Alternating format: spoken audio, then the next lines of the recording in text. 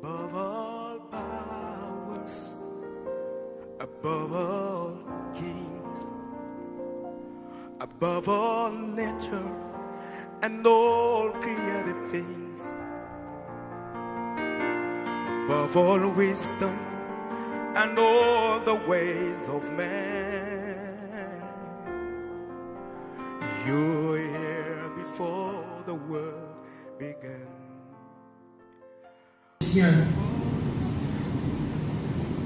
Chapitre 1, je lis à partir du verset 24. La plupart de nos connaissons déjà. Je me réjouis maintenant dans mes souffrances pour vous.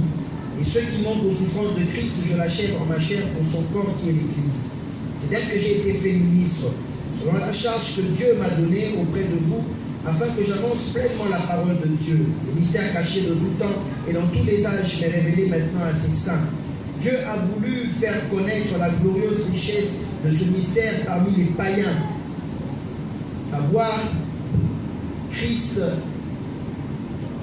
en vous l'espérance de la gloire. C'est lui que nous annonçons, exhortant tout homme et instruisant tout homme en toute sagesse, afin de présenter à Dieu tout homme devenu parfait en Christ, ce à quoi je travaille, en combattant avec sa force qui agit puissamment en moi. J'aimerais qu'on lise aussi une version qui est très intéressante. Ça nous permet de comprendre encore mieux les choses.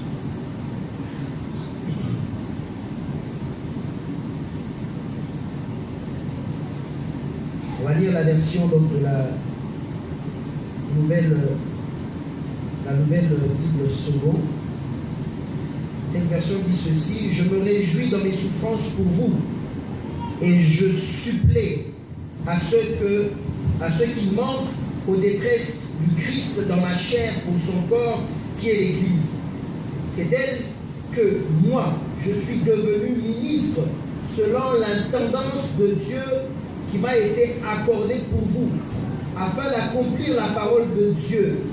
Ce mystère qui a été caché de tout temps et à toutes les générations, mais qui s'est maintenant manifesté à ses saints, à qui Dieu a voulu faire connaître quelle est parmi les non-juifs la glorieuse richesse de ce mystère, le Christ en vous, l'espérance de la gloire.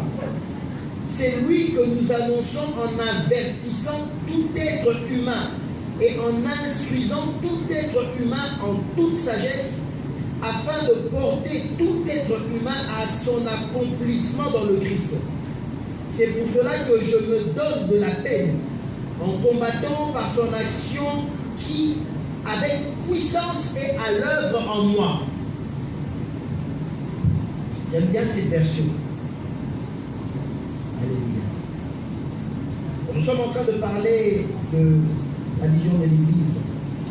Nous sommes en train de puiser dans ce texte les grandes lignes que Dieu nous donne par rapport à comment nous devons marcher, comment nous devons fonctionner. Ce que Dieu attend de nous, la mission que Dieu nous a donnée.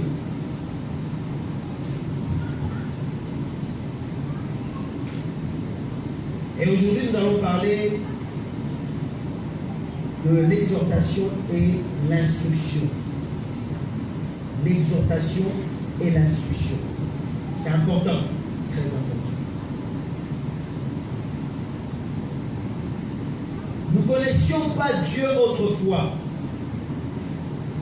Mais Dieu, dans sa sagesse, dans son amour, s'est révélé à nous.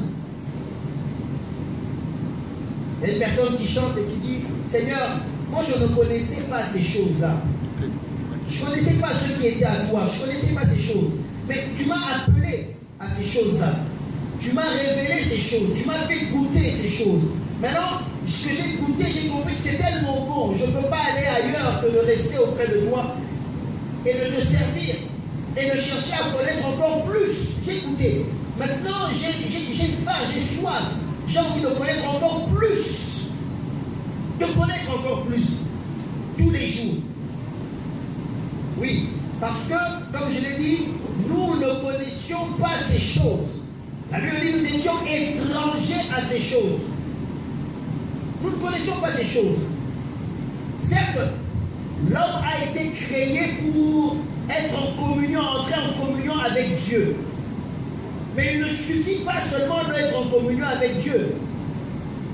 La Bible dit, connaissez, cherchez à connaître Dieu. Recherchez cela. Pourquoi? Parce que c'est tout un univers. Tout un univers que nous devons découvrir tous les jours. Tu ne peux pas connaître Dieu en un seul jour. Tu ne peux pas connaître Dieu en 2 jours. Tu ne peux pas connaître Dieu en 10 ans, en 20 ans, en 30 ans de vie chrétienne. Tu ne peux pas. C'est tout un univers. Il y a tellement de facettes, il y a tellement de choses à apprendre, il y a tellement de choses à connaître. Alors Dieu a voulu que nous commencions à connaître ces choses ici sur la terre, parce que c'est important, c'est ce qui va mieux nous préparer à un jour entrer avec lui dans sa gloire et pour l'éternité. Parce qu'il n'y a que l'éternité qui pourrait être suffisante pour que nous puissions connaître Dieu et vivre avec Dieu. Marcher avec Dieu, profiter de Dieu, jouir de Dieu. Il n'y a que l'éternité. C'est ça que Dieu nous réserve, l'éternité. Et Dieu veut une chose. Nous qui avons cru, nous qui avons accepté son Fils, nous qui avons mis ce pied à l'intérieur, nous sommes entrés dans ce nouvel univers. Que tous les jours aussi nous puissions le comprendre, le connaître, être enseigné. C'est important. L'exhortation, l'instruction, l'enseignement. Je disais, nous sommes en train de parler, de pousser dans ce texte les grandes lignes de la vision de l'Église. Comment nous voulons travailler. Et nous voulons une Église où les gens viennent parce qu'ils ont connu le Seigneur. Nous voulons une Église où les gens viennent pour connaître le Seigneur. Nous voulons que ces 2 catégories de personnes, ceux-là qui ont déjà connu le Seigneur et qui viennent, et ceux-là qui viennent et qui connaissent le Seigneur, mais qu'ensemble nous puissions découvrir Dieu tous les jours. Apprendre. On ne peut pas bâtir une église sans ce pilier-là. L'instruction, l'exhortation. Non. Paul dit, c'est lui que j'annonce, ça veut dire Jésus-Christ, que j'annonce, c'est bien, je l'annonce. Mais il va dans les détails, il dit, c'est lui que nous annonçons, exhortant et instruisant tout homme. C'est-à-dire dans notre annonce, de la manière dont nous proclamons Jésus-Christ, nous voulons aller plus loin que simplement proclamer et annoncer Jésus-Christ. C'est lui que nous annonçons en exhortant et en instruisant tout homme. Et je veux, et je désire, et parce que c'est le désir de Dieu, que ici, en ce lieu, dans cette église, nous annonçons Jésus-Christ. Mais que nous n'annonçons pas seulement Jésus-Christ, mais qu'on aille plus loin. Pour qu'on fasse un travail en profondeur. Pour qu'on aille jusque dans les cœurs des gens. Déposer quelque chose, graver la parole de Dieu dans les cœurs des gens. Pour que les gens connaissent le Seigneur. Pour que les gens n'adorent pas un Dieu qu'ils ne connaissent pas. Comme Christ disait à la femme samaritaine, vous adorez, c'est vrai, mais vous adorez ceux que vous ne connaissez pas. C'est un drame aujourd'hui. Que d'être chrétien, c'est un drame aujourd'hui, parce qu'il y a beaucoup de gens qui se reconnaissent et qui se proclament de Dieu, mais qui ne veulent pas être instruits dans les choses de Dieu, qui ne veulent pas être exhortés, qui ne veulent pas être enseignés dans les choses de Dieu. C'est un drame, bien-aimé. Il ne te suffit pas seulement de dire je suis chrétien, il ne te suffit pas seulement de dire je connais Dieu, il ne te suffit pas seulement de prononcer le nom du Seigneur, il ne te suffit pas seulement d'avoir ta Bible tous les dimanches et d'aller à l'église, mais il te faut connaître ce Dieu. C'est important, c'est 2 choses différentes. Beaucoup de gens proclament mais ne connaissent pas Dieu. Beaucoup de gens se disent de Dieu mais ne connaissent pas Dieu. Et ça affaiblit la chrétienté. Ça affaiblit l'église. l'église locale, tout comme l'église corps de Christ, parce qu'on se rend compte que les gens proclament et prononcent le nom de Jésus, le nom de Dieu, mais ils ne connaissent pas ce Dieu. Il suffit qu'ils soient confrontés à quelques personnes qui vont manipuler, tordre la Bible, et voilà que ces personnes qui étaient zélées, du jour au lendemain se détournent de la parole de Dieu et commencent à faire autre chose. J'étais en entretien avec un homme de Dieu. Oh, je bénis cet homme de Dieu parce que c'est un grand enseignant, un très très grand enseignant. Il passe sa vie à rechercher, à étudier jusqu'aujourd'hui malgré son âge qui est quand même avancé. Il fait des recherches, il étudie. Honnêtement, c'est un homme, quand tu parles avec lui, il te parle des choses de Dieu avec une certaine simplicité. Mais des fois tu te dis, mais est-ce qu'on lit la même Bible? Il explique certaines choses dans la Bible avec une certaine simplicité. Mais il était en train de pleurer. Il m'a dit, tu sais, Novi, il y a des gens qui étaient à côté de moi, que j'ai passé mon temps, ils étaient avec moi tous les jours à l'église, ils travaillaient à l'église, mais ils ont rencontré le chemin d'un serviteur de Dieu qui actuellement est en train de créer beaucoup de soucis au corps de Christ. Il est en train de créer beaucoup de soucis parce qu'il apporte des théories bizarres, compliquées. Et pour être sincère, je dirais même démoniaques. Il dit, je ne peux pas m'attendre à ce que ces gens-là, en croisant le chemin de cet homme, puissent du jour au lendemain se détourner. Il dit effectivement, il y a des gens qui peuvent être avec toi, marcher avec toi, mais qui ne connaissent et qui ne comprennent rien de rien. Il faut éviter de faire une église avec des robots.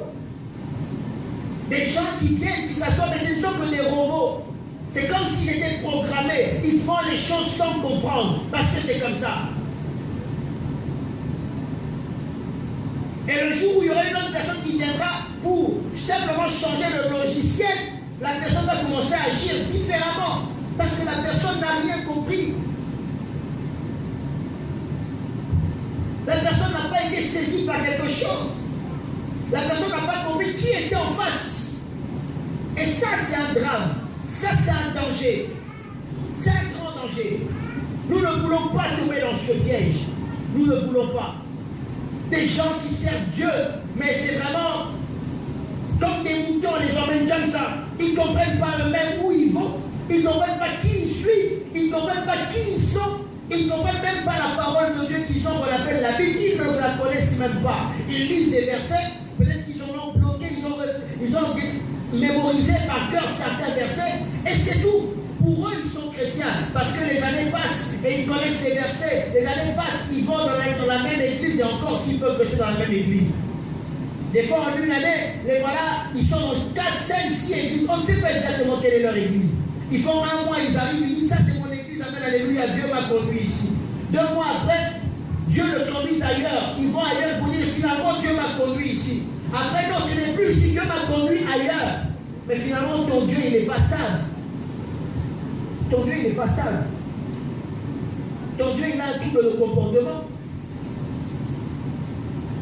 Soit c'est toi qui as un problème, soit c'est ton Dieu. Comment Dieu peut t'emmener à un endroit, 2 semaines après, ce n'est plus cet endroit, il t'emmène ailleurs? Quel est ce Dieu-là qui ne peut pas rechercher une stabilité en toi? Soit c'est toi, soit c'est ton Dieu qui a un sérieux problème, trouble de comportement. Il est schizophrène, il a plusieurs personnalités. Aujourd'hui, il te dit, ouais, c'est ici, demain, non, Dieu il change, ce n'est plus là-bas, il t'emmène ailleurs.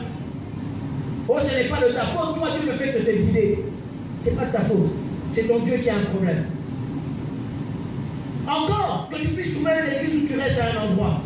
Mais tu vas rester là et puis, mais tu ne connais pas, tu ne sais pas. C'est pour ça que je prends le temps d'expliquer la vision de l'église, pour que tu saches l'église dans laquelle tu es ici, comment on marche, qu'est-ce qu'on cherche, qu'est-ce qu'on vise. Si depuis tout le temps qu'on a commencé l'enseignement, tu n'as pas encore compris et tu n'as pas encore pris note pour comprendre que nous sommes en train de parler de la vision de l'église, tu es à côté de la plaque. Je ne veux pas que tu viennes ici simplement comme un robot et que tu ne saches même pas comment on marche, qu'est-ce que Dieu attend de nous, quelle est notre mission, qu'est-ce que nous devons faire, qu'est-ce que nous visons, comment nous marchons avec Dieu. Ce serait une erreur grave, très grave. Très, très grave. Mais il dit deux choses pour avancer. Il dit, nous exhortons. Dans la version que nous avons lue, l'autre version, il dit, nous avertissons tout homme. Nous exhortons et nous instruisons tout homme. Ces deux choses sont importantes quand on marche avec le Seigneur. Il faudrait que l'on puisse t'exhorter. Il faudrait que l'on puisse t'instruire. Alors là, quand on entre dans ces détails, on se rend bien compte que ce sont deux choses que les chrétiens ont du mal à accepter aujourd'hui. Deux choses. Parce que les chrétiens sont devenus paresseux. Deux choses. Parce que les chrétiens sont devenus imbus d'eux-mêmes. Ils connaissent tout. On n'a rien à leur dire. On n'a rien à leur reprocher. Ils connaissent tout. Et aujourd'hui, les chrétiens considèrent leur marche avec le Seigneur comme si on était dans un commerce. Il y a la concurrence. Donc, parce qu'il y a la concurrence, il y a plusieurs églises. Donc, il y a la concurrence. Donc, toi, le pasteur dans l'église, même si je me comporte mal, surtout ne me dis rien. Ne me dis surtout rien. Ah, parce qu'il y a la concurrence, tu n'es pas la seule église. Si tu commences à me mettre mal à l'aise par tes reproches, eh bien, dimanche prochain, tu ne me verras plus. Et c'est en ce moment-là que quand tu appelles la personne, au téléphone, la personne te dit, finalement, Dieu m'a conduit ailleurs. Ah ben c'est bizarre. Dieu te conduit ailleurs que quand on commence à te tirer les oreilles. Quand on ne te tirait pas les oreilles, on te laissait faire ce que tu avais envie de faire. Curieusement, Dieu ne t'avait pas révélé que ce n'était pas ton église. Maintenant, on commence à te reprocher, à te dire les choses en face, que tu dois changer et qu'il y a des choses que tu dois changer dans ta vie. Ah, curieusement, au téléphone, tu deviens froid au téléphone. Non, pasteur, finalement, moi, je vais dans une autre église. Là, je venais seulement, c'était en attendant, mais j'avais déjà mon église, hein, pasteur. C'est en ce moment-là maintenant que tu révèles que tu avais déjà ton église. Et que tu venais ici en attendant. En attendant quoi? En attendant qui? En attendant quoi? En attendant qui? Deux choses que les chrétiens ne veulent plus. Imbus d'eux-mêmes. Parce que c'est devenu comme le commerce, comme je disais. Il y a de la concurrence. Donc, le pasteur ne me cherche pas des complications, sinon je vais dans l'église d'à côté. Et si je vais dans l'église d'à côté, c'est un manque à gagner pour toi. Parce que je ne donnerai plus ma dîme. Et on voit des pasteurs qui tremblent par rapport à ça. Dieu pourvoira et prendra toujours soin de son œuvre. Alléluia. Amen. Toujours. Exhortant, il faut exhorter les gens. Accepte que là où tu es, nous puissions t'exhorter. T'exhorter, c'est t'emmener, te faire comprendre les choses de Dieu. Acte 20, Paul dit ceci. 20. Vous savez que je n'ai rien, acte 20, 20. Vous savez que je n'ai rien caché de ce qui vous était utile. Et que je n'ai pas craint de vous prêcher et de vous enseigner publiquement dans les maisons, annonçant aux Juifs et aux Grecs la repentance envers Dieu et la foi en notre Seigneur Jésus-Christ. Il dit à ces gens que je n'ai rien caché. Je vous ai apporté tout ce qui était utile pour vous. Tu as besoin de beaucoup de choses pour marcher avec le Seigneur. Tu as besoin de beaucoup d'informations pour marcher avec le Seigneur. Tu as besoin qu'on te dise beaucoup de choses pour marcher avec le Seigneur. C'est ça la marche avec Dieu. Par toi-même, tu ne pourras pas tout comprendre. Par toi-même, tu ne pourras pas tout assimiler. Accepte qu'il y ait des gens qui t'exhortent. Accepte qu'il y ait des gens qui viennent pour te dire, bien-aimé, écoute la parole de Dieu, dit ceci. Accepte qu'il y ait des gens qui viennent pour te donner des instructions, pour te dire voilà ce qu'il faudrait faire, voilà comment il faudrait que tu marches, je vais t'apprendre, je vais t'apporter une information. Accepte cela, au lieu d'être imbu de toi-même et de te dire je connais. Je connais, tu n'as rien à me dire, je connais. Oui, les 24 heures que nous avons dans la journée, ce n'est pas que pour passer du temps dans la parole de Dieu. Et je l'ai toujours dit, c'est une très mauvaise église. Si tu es dans une église où 24 heures sur 24 on ne parle que de Dieu, 24 heures sur 24 ce n'est que la Bible, 7 jours sur 7 ce n'est que l'église et les programmes à l'église, moi je ne suis pas très d'accord avec ça. Alléluia. Bon, il peut avoir des programmes toute la semaine, mais différents programmes. Mais il y a des moments intersidents, c'est ça. Mais si toute la semaine c'est les mêmes programmes, à lesquels tu dois être là toute la semaine, 7 jours sur 7, 24 heures sur 24, je ne pense pas que c'est utile et c'est bien pour toi. Parce qu'il y a d'autres choses à faire dans la vie aussi. Alléluia. Mais il faudrait que dans tout ce que tu fais, Dieu passe avant tout. Aujourd'hui, les chrétiens préfèrent se retrouver ensemble pour faire tout ce qui est loisirs divers, mais surtout ne pas parler de Dieu. Surtout ne pas parler de Dieu. Surtout ne pas s'exhorter. Alors on va éviter ce frère-là. Lui, à chaque fois que tu t'approches de lui, c'est toujours la Bible dit, c'est toujours un verset biblique à partager, il exagère. Mais si tu n'acceptes pas qu'on t'exhorte, bien-aimé, comment vas-tu croître dans les choses de Dieu? Comment vas-tu avancer dans les choses de Dieu? Si tu n'acceptes pas que la parole de Dieu soit là pour t'instruire, pour te renseigner, pour t'avertir, comment vas-tu évoluer dans les choses de Dieu? Et ça, j'aime l'autre version qu'on a lue, où il dit nous avertissons. Dans l'exhortation, il emploie le mot avertir. Il faudrait qu'il y ait des gens autour de toi. Il faudrait que l'Église joue son rôle. Quel rôle? C'est de t'avertir chaque fois. De t'avertir non pas seulement des choses négatives, mais aussi des choses positives. Mais c'est le rôle de l'Église de t'avertir à tout moment au travers de la parole de Dieu. Pourquoi tu refuses cela? Pourquoi tu refuses cela? Oui, moi je vais venir à l'Église, comme disent beaucoup de gens. Je vais venir à l'église, mais surtout, je ne veux pas qu'on se mêle de ma vie privée. Oui, ta vie privée ne doit pas être menée sur la place publique. Je suis tout à fait d'accord. On ne doit pas prendre ta vie privée et l'exposer à l'église devant tout le monde. Mais la parole de Dieu doit se mêler de ta vie privée. Parce que ta vie privée, c'est ta vie. La parole de Dieu doit pas être limitée dans ta vie.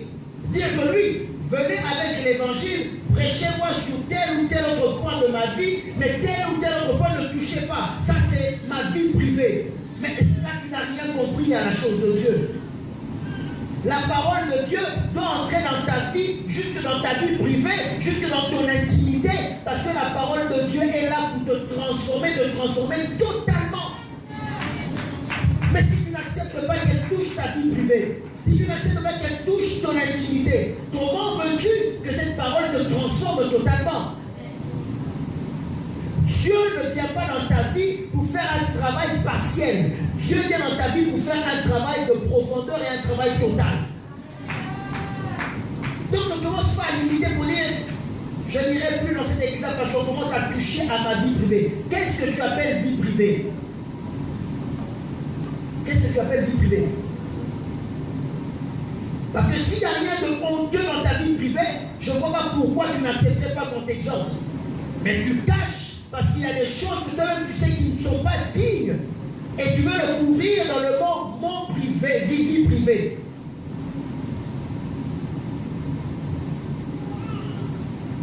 Parce que la parole de Dieu, c'est la lumière. Comment veux-tu que la lumière éclaire une partie de ta vie et pas une autre? Celle de la partie que tu appelles vie privée. Finalement, dans cette vie privée-là, qui est Seigneur? C'est Jésus ou c'est toi?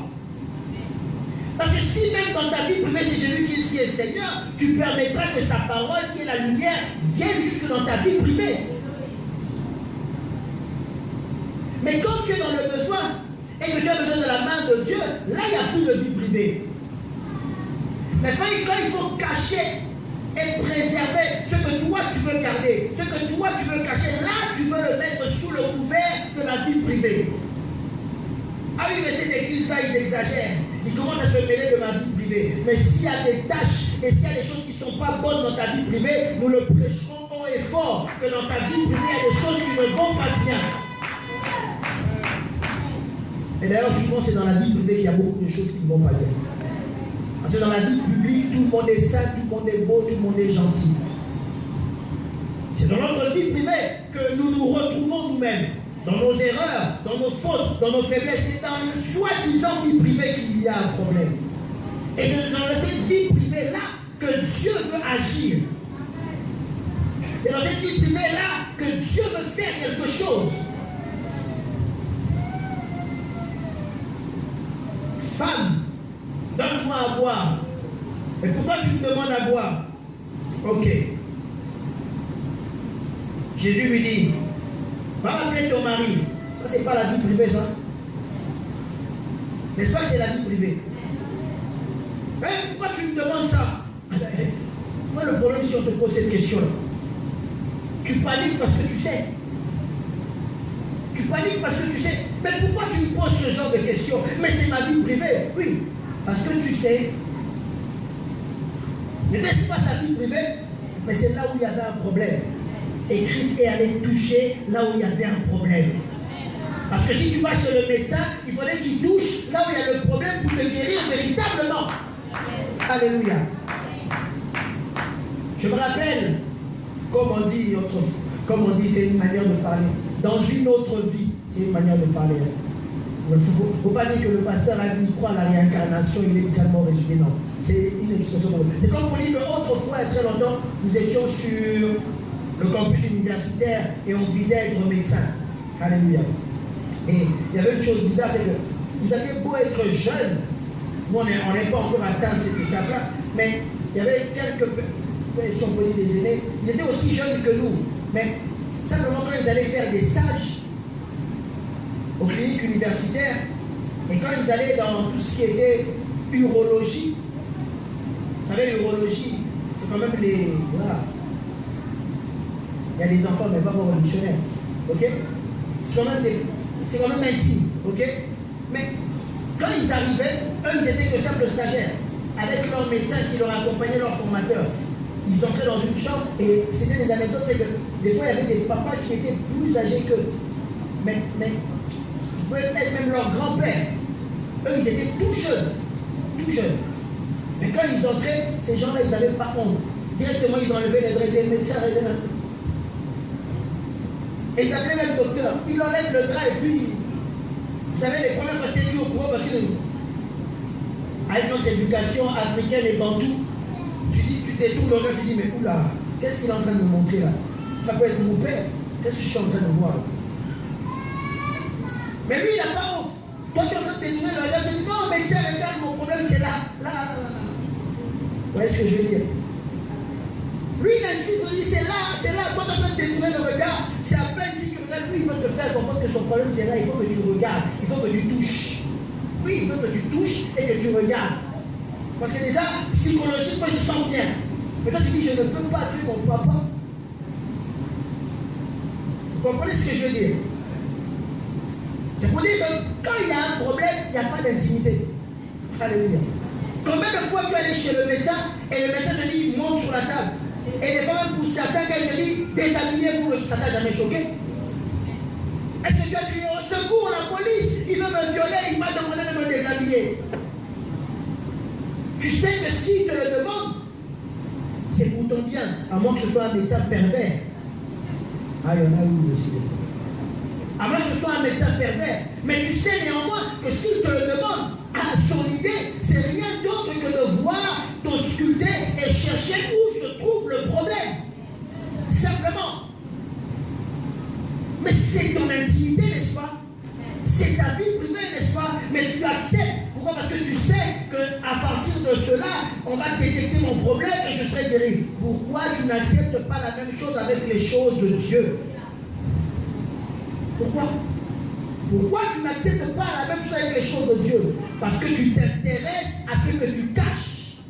Et tu ne veux pas abandonner ce que tu caches. Alors tu couvres ça sous la couverture de la vie privée. En Jésus-Christ, il n'y a pas de vie privée. Parce que la parole doit entrer partout. Partout. Il dit, nous avertissons tout homme. Nous avertissons tout homme. S'il faut qu'on te tire les oreilles avec la parole de Dieu, accepte qu'on te tire les oreilles. Proverbe dit, mon fils, ne refuse pas les instructions, les réprimandes, ne refuse pas cela. C'est bien pour toi. C'est ça qui va te former, c'est ça qui va te corriger, c'est ça qui va faire de toi un homme. Le chrétien qui refuse l'exhortation, le chrétien qui refuse les avertissements, le chrétien qui refuse la correction, car on ne peut pas être chrétien en évitant la voie de la correction, en évitant la voie de l'exhortation. On ne peut pas être chrétien parce que nous avons tant de choses à apprendre. Dieu nous a pris tels que nous étions, mais il ne veut pas que nous restions tels que nous sommes. C'est ça. Et quand tu as compris cela, tu comprends que oui, je suis venu à l'église, je suis pécheur,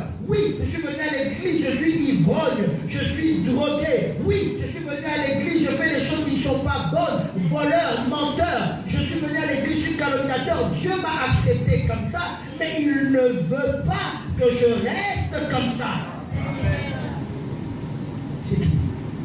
Et quand tu as compris cela, tu acceptes que Dieu te brise et qu'il te façonne par sa parole. C'est ça aussi annoncer Dieu.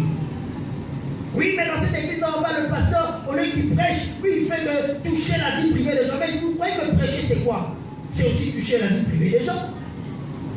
Si ma prédication ne s'adresse pas à une personne, je n'ai rien fait.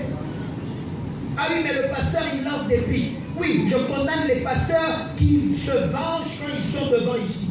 Ils ont un problème avec une personne, il attend la prédication du dimanche, il cible la personne, du début jusqu'à la fin, c'est règle pour toi. Ça, je condamne cela. Mais ce qui est sûr, c'est qu'il faudrait aimer que quand tu vas au culte, que la parole de Dieu te touche. Si tu vas au culte, tu rentres chez toi, la parole de Dieu ne t'a pas touché, pose-toi des problèmes, plutôt des questions. S'il y a un problème en toi, pose-toi des questions. Il y a quelque chose qui ne va pas. Comment tu peux écouter la parole de Dieu et rien ne t'a touché? Tout c'était pour les autres. C'était pour les voisins, mais toi tu es clean. Toi, il n'y a pas de problème. Toi, tout est OK. Bien sûr, parce que tu le reçois et quand c'est les bénédictions, là, tu dis Amen. Mais c'est quand c'est quelque chose qui te colle, quand c'est quelque chose qui te blesse, qui te touche, là, le pasteur, il devient mauvais. Il lance des pics. On n'ira plus à cette église-là. Le pasteur, il lance des pics. Au lieu de prêcher, lui, il est en train de lancer des pics.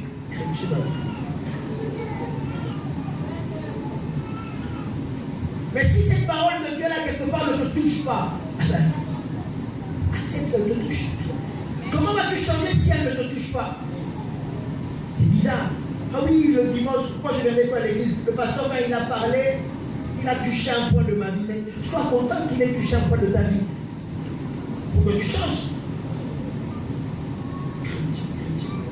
Oui, on va continuer.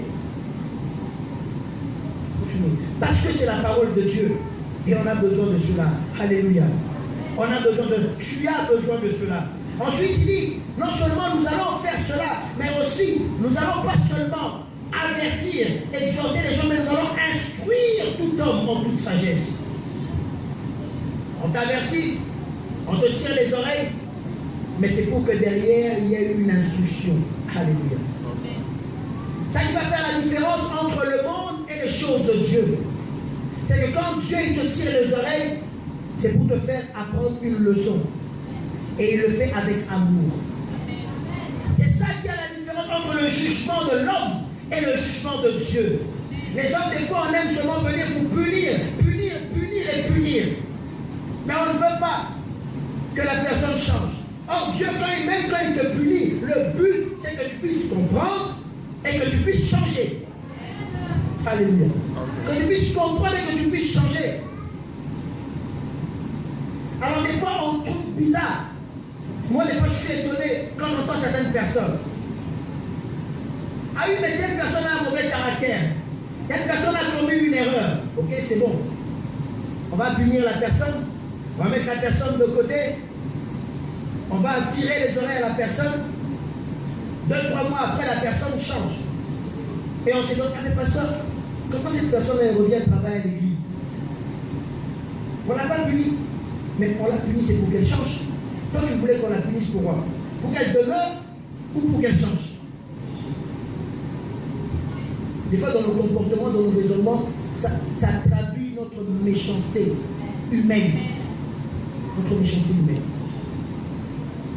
Mais tu veux que la personne change ou bien tu ne veux pas que la personne change? Ton plaisir, c'est qu'on tape sur la personne tous les jours ou bien qu'on tape une fois et que la personne change.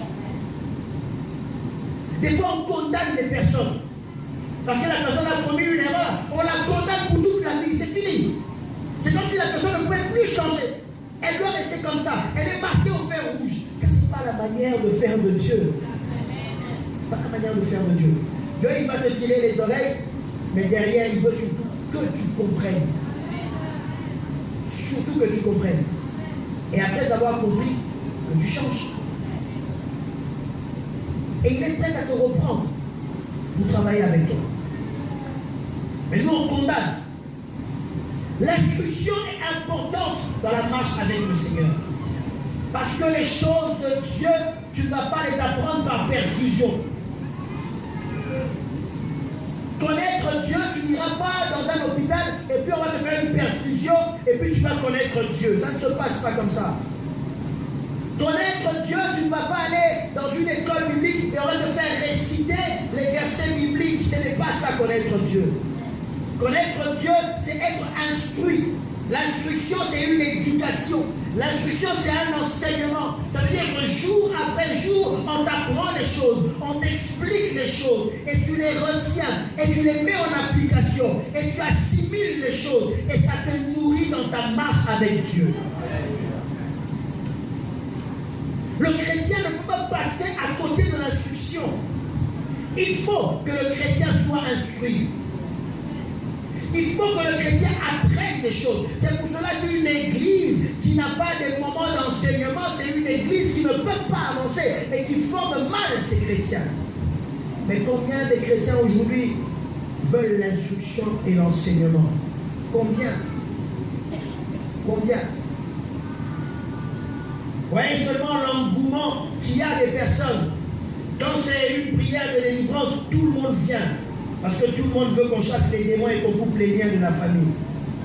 Mais dis aux mêmes personnes, venez, on va vous instruire, vous allez connaître la parole de Dieu, qui est l'arme efficace pour résister au diable. Les gens ne s'intéressent pas aux enseignements dans une église. Pour eux, c'est accessoire. Ils peuvent s'en passer. Je peux ou ne pas aller, c'est pas grave. Laisse-moi te dire que c'est grave si tu ne viens pas. Laisse-moi te dire que c'est grave. Parce que tu ne connaîtras jamais Dieu par perfusion. Il faut que tu prennes le temps de t'asseoir, d'écouter.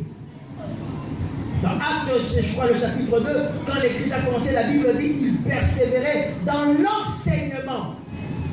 Comment veux-tu être un chrétien fait, un chrétien instruit, si tu n'es pas enseigné?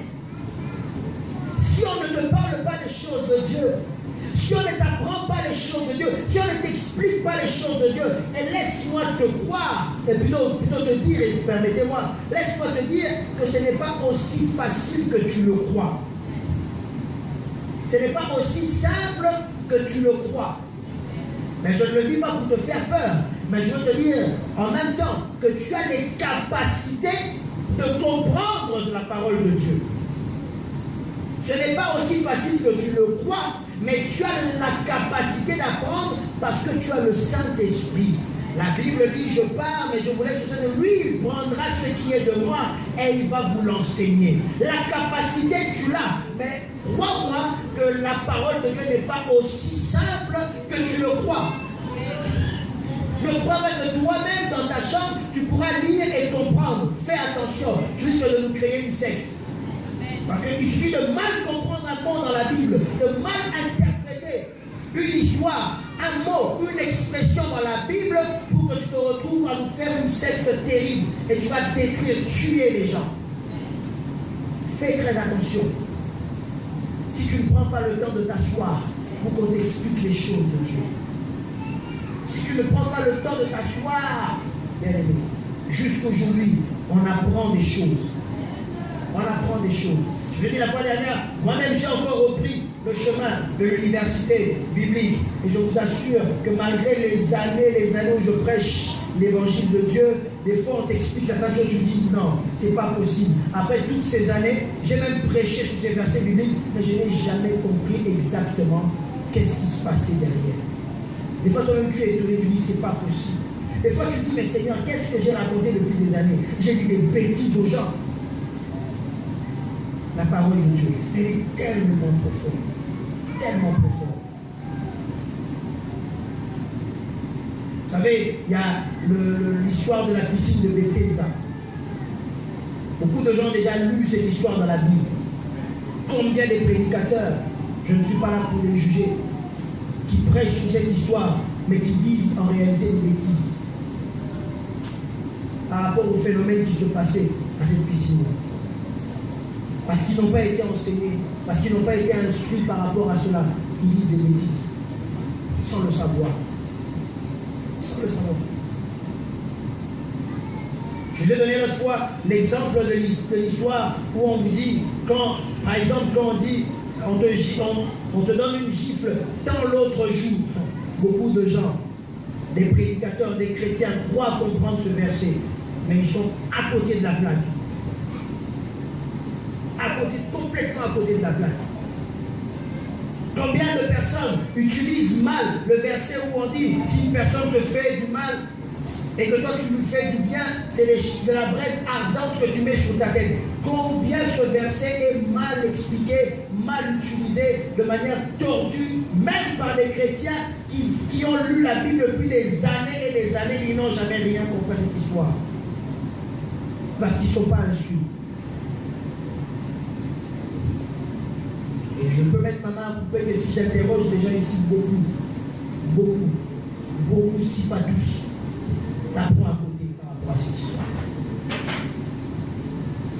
L'explication qu'on t'a toujours donnée, que toi, tu utilises de ce verset-là, laisse-moi te dire que ce n'est pas du tout ça, la pensée de la parole de la Bible. Non, pas du tout. Et ça, pour le savoir, il faut t'asseoir et qu'on t'instruise. Tu vas faire des années, toi tu penseras que tu sais, mais tu ne sais pas. Alléluia. Tu sais. Prendre le temps d'enseigner. Christ parlait à ses disciples et leur enseignait la parole de Dieu. Il leur expliquait la parole de Dieu. Parce que c'est important. Tu ne peux pas passer à côté de l'instruction. Pourquoi tu refuses l'instruction?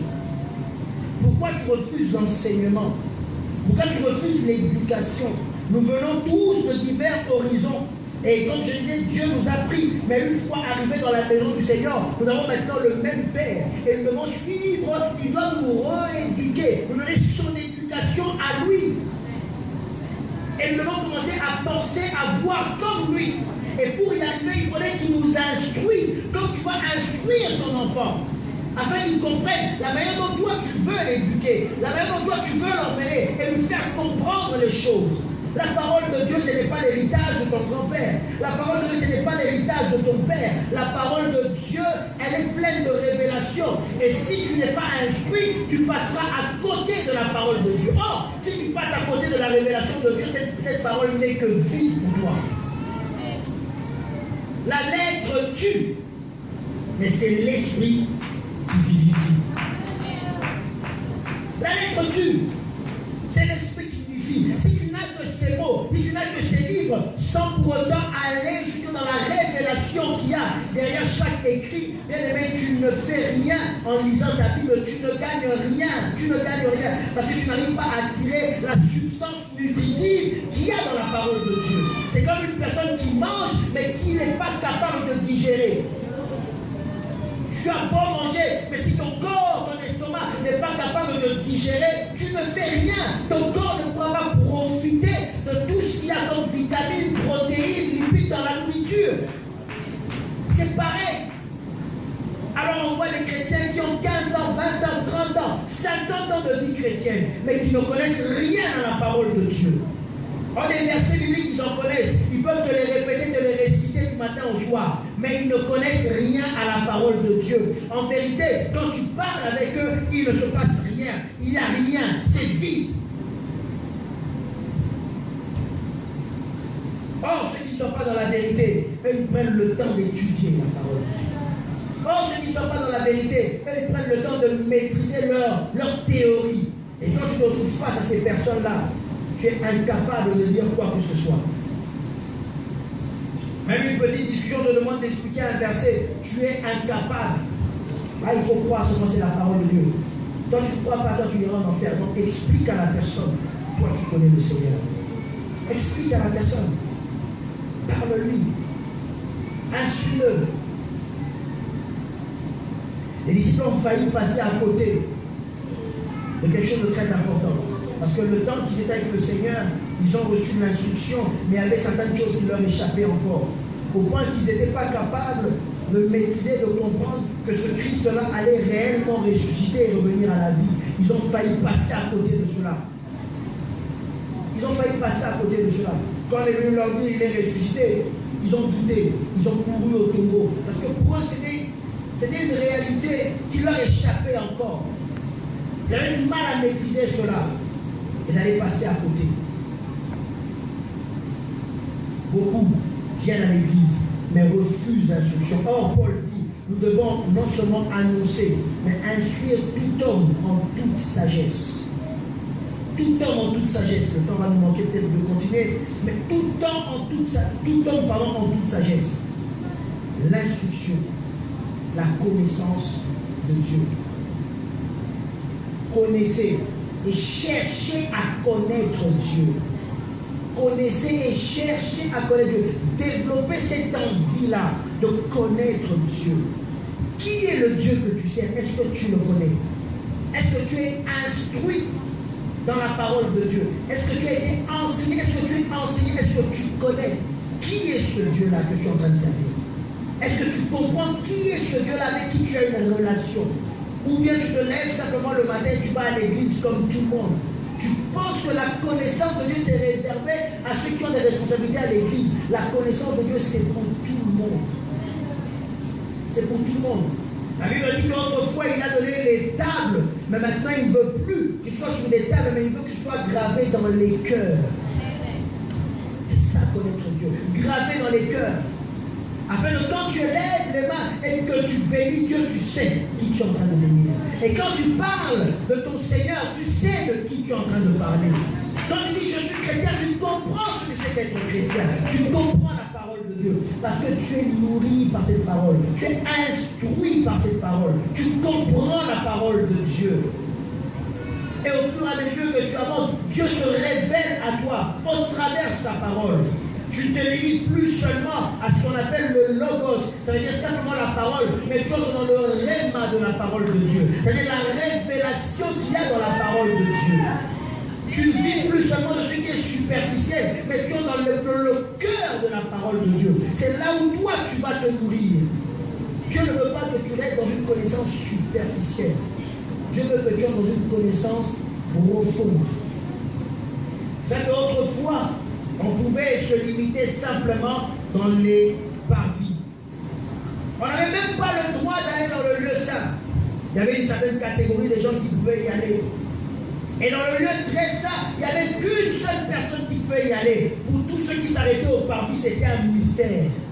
Qu'est-ce qui se passait là-bas, dans le lieu très saint? Ils n'avaient que la connaissance de ce qu'on pouvait leur décrire.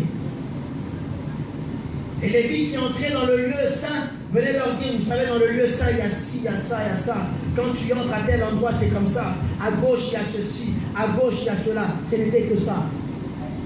Et les Lévites, la connaissance qu'ils avaient était encore limitée. Parce qu'il n'y avait que le souverain sacrificateur qui allait au-delà. Lui, il allait, et quand il ressortait, il leur disait, là-bas, au-delà du voile, il se passe ceci ou cela. Pour les autres, ce n'était qu'un mystère, un rêve. Il fait que se représenter cela dans leur esprit. Alléluia. Il fait que se représenter cela dans leur esprit. Mais tout ce qui peut se représenter dans leur esprit ne peut pas être exact par rapport à la réalité. Dieu ne veut pas que tu aies une relation avec lui, une relation de rêve, où tu t'imagines des choses. Ah, ça va être comme ça. Je pense que non. Là, sûrement, moi, à mon avis, je pense que Dieu voulait dire non. Tu ne penses pas. Quelle est la pensée de Dieu réellement? Ce n'est pas ce que toi tu penses. Ce n'est pas tes sentiments. Ce n'est pas selon ton instruction, ou selon tes rêves, ou selon que tu te projettes. Non. Qu'est-ce que Dieu a réellement dit? C'est ça que quand il a appelé Moïse, il a pris le temps d'expliquer à Moïse chaque détail du tabernacle. La tente, chaque détail. Même les matériaux qu'il fallait utiliser, les fils qu'il fallait utiliser, les pots qu'il fallait utiliser, quel animal, les couleurs. Il a pris le temps de donner parce qu'il ne voulait pas laisser un seul instant à l'imagination de l'homme. Dans les choses de Dieu, l'imagination de l'homme n'a pas sa place. Parce que l'imagination de l'homme peut te perdre. Il ne voulait pas laisser une seule seconde à Moïse de dire, bon là, je pense que Dieu a voulu. Non. Il a donné toutes les instructions de A à Z, jusque dans les détails. Comment devaient être cousus les habits, avec quel fil, de quelle manière, telle pierre devait être enchâssée à tel endroit, et de telle manière, le matériau, le bois, l'or, l'argent, la manière dont ça devait être travaillé, la position des anges, les anges qui étaient représentés. Tout était fait avec exactitude pour ne pas laisser la place à l'imagination de l'homme. Et Dieu ne veut pas aujourd'hui que ta relation ça soit fait par ton imagination. J'imagine que, je pense que, à mon avis, non, il n'y a pas ton avis. Qu'est-ce que la parole de Dieu dit? C'est ça que l'Ancien Testament n'était pas suffisant. La loi ne pouvait rien faire. Rien. Ce qui était dehors ne s'imaginait que les choses. Jusqu'au jour où Dieu a dit maintenant c'est fini. Tout le monde doit entrer pour voir réellement ce qui se passe. Alléluia. Et quand tu arrives, tu te dis, je croyais que. Ton langage change. Ce n'est plus moi je pense que c'est comme ça. Tu diras, ah, moi je pensais que. Mais j'ai compris que ce n'est pas ça. Moi je pensais que l'ange était de telle manière. Moi je pensais que le tabernacle était de telle manière. Moi je pensais qu'à tel endroit c'était de telle manière. Tu diras, je pensais que. Mais maintenant que j'ai vu, je ne pense plus. Mais parce que je suis en contact avec la réalité, je sais que c'est comme ça. Parce que quand tu penses, tu t'imagines, on peut t'emmener dans le doute. Mais ce que tu as vu, ce que tu as touché, ce que tu as entendu toi-même, tu ne peux pas douter de cela. Tu ne peux pas douter de cela. Tu ne diras plus, on m'a dit qu'il y avait telle couleur. La personne te dira, tu es sûr? Oui, on m'a dit. Il te posera la question 2, 23, tu vas dire, bon, je ne sais pas, moi on m'a dit. Mais quand toi-même tu as vu, la personne peut te répéter la question 1000 fois. Tu diras rien à faire. J'ai vu de mes propres yeux que ça telle couleur, ça telle disposition, c'est marqué de telle manière. J'ai vu de mes propres yeux, on ne m'a pas raconté. L'expérience est différente et ça marche de manière différente. L'instruction. Pour que ta relation avec Dieu ne soit pas un rêve, ne soit pas des suppositions, mais que tu sois dans la parole de Dieu. Ainsi, le voile a été déchiré, tout le monde peut entrer pour voir maintenant et contempler la gloire de Dieu dans le Saint des Saints. Ce qui était une histoire, un rêve pour toi, ce qu'on venait te raconter, maintenant toi-même tu peux le voir de tes propres yeux. Toi-même tu peux le voir de tes propres yeux. De la même manière que quand tu étais loin dans ton pays, on t'a parlé de la tour Eiffel, tu rêvais de cela. Tu as vu les photos. Mais quand tu arrivais ici, la première des choses, c'était d'aller voir la dame de fer. Toi-même voir et te dire, ah bon, c'est réellement comme ça. Parce qu'autrefois, pour toi, ce n'était que des rêves. Et une fois que tu es arrivé ici, première des choses, emmenez-moi là-bas, Paname. Maintenant, ce ne sont plus les photos des autres que tu regardais quand tu étais dans ton pays. C'est tes photos à toi-même devant la tour Eiffel. Et aujourd'hui, avec la technologie, aussitôt que tu as pris la photo, Facebook, tout le monde va voir que réellement, lui, Paname. On va te prendre une photo quelque part à Barbès, tu dis non, pas Barbès. Si vous prenez à Barbès, ils ne vont pas comprendre que c'est Paname. On va te mener dans un beau parc, on dit non, ils vont pas peut-être que c'est quelque part en Afrique du Sud.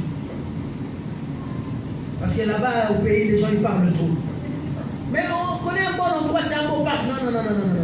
Ils vont croire peut-être que c'est quelque part au Kenya, ils vont douter. Il faut qu'on voit bien derrière là, tout est fait. Tant que je n'ai pas pris une photo là-bas, je n'ai pas envoyé, ils peuvent encore douter. Mais le jour où tu prends ça, tu envoies, tu dis, Paname, Facebook directement. Parce que tu veux que tout le monde sache que tu as touché à une réalité. Est-ce que vous comprenez? Je ne dis pas ça pour faire rire. Tu veux que tout le monde comprenne que tu as touché à une réalité et que désormais, personne ne pourra te contredire. Personne. Je connais beaucoup de gens qui ont des très bonnes positions en Afrique. Mais dès qu'ils arrivent ici en Europe, il va t'embêter, même à minuit. Il faut que tu l'emmènes à la tour Eiffel. Mon cher, moi demain je travaille. Il faut que tu lui emmènes. Mais quand tu es bien dans ton pays, qui peut douter? Il faut que tu lui emmènes. Dès qu'il va prendre la photo là partout, WhatsApp, tout, son profil, il n'y a que tout est fait, tout est fait. Des fois, la personne, elle était venue ici depuis janvier 2012, jusqu'aujourd'hui, elle met toujours les photos des atos de la vie. Attends, les années ont quand même passé. Il est rentré en Afrique, il était venu sur une mission de service depuis 2012. Il est venu seulement une fois en Europe aussi. C'est la seule fois qu'il est venu. Mais jusqu'aujourd'hui, dans ses profils, il met toujours la photo de Paname avec lui. Parce qu'il faut que les gens comprennent très bien qu'il était réellement là-bas. Même si les années ont passé, lui, il était là-bas. Vous comprenez un peu ça? Il a touché à une réalité. Il veut que tout le monde sache que j'ai touché à cette réalité. Je ne vous raconte pas n'importe quoi, j'y étais. La preuve, j'ai touché moi-même à cette réalité. C'est la même motivation que tu dois avoir avec les choses de Dieu. Ça ne va pas être des choses qu'on t'a racontées, mais dire aux gens que moi-même, j'ai touché à cette réalité. C'est ça que Paul disait aux autres disciples, mais nous sommes pareils. Si vous avez vu le Seigneur, moi aussi, je l'ai vu. Moi aussi, je l'ai vu. Comme vous dites, moi aussi, j'ai touché à cette réalité-là. Et vous ne pouvez pas me dire le contraire. Vous ne pouvez pas m'exclure, même si ce n'est pas dans leur intention. Mais c'est pour dire que moi aussi, j'ai touché à cette réalité-là. Moi aussi, c'est révélé à moi. Moi aussi, j'ai touché à la révélation. Moi aussi, j'ai compris les choses de Dieu. Ce n'est pas qu'on m'a raconté, mais j'ai vécu cela. Et ce que tu as vécu te marque différemment. Accepte l'instruction de Dieu. Accepte. Accepte d'être enseigné. Accepte de comprendre les choses. Tu verras. Tu verras que les versets que tu lis là, il y a des trésors derrière que je ne peux même pas encore comprendre. Mais accepte seulement. L'exhortation, l'instruction seront toujours utiles et importantes dans notre église. Tu veux marcher avec nous dans cette église, accepte ces deux choses. C'est important. C'est important pour ta croissance. C'est important pour la croissance de l'église. C'est important pour ta relation avec Dieu. Afin que tu ne sois pas superficiel, mais que tu saches qui tu es en train de servir. Levons-nous là.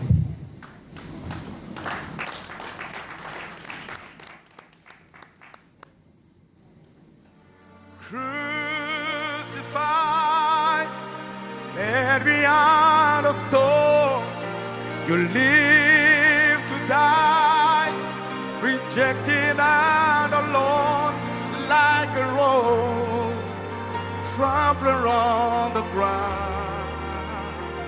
You took